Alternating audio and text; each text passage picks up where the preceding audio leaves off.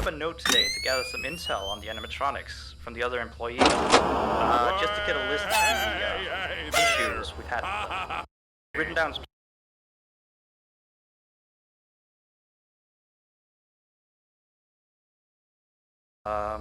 They try to get to places they shouldn't be. Yep. They act weird after dark. They don't like adults. I mean, I suppose. They always seem nice around children. Around us employees, they just kinda stare at me. I always thought they just hadn't been coded to interact with anyone other than children.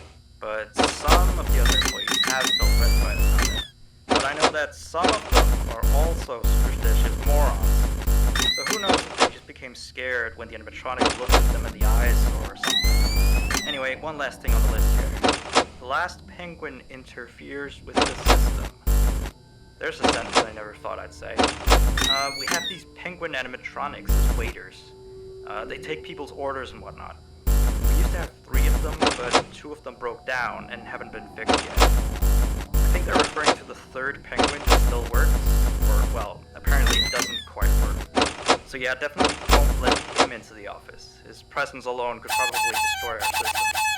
Well, that'll be it for now. I'll be sure to leave another message for your next shift.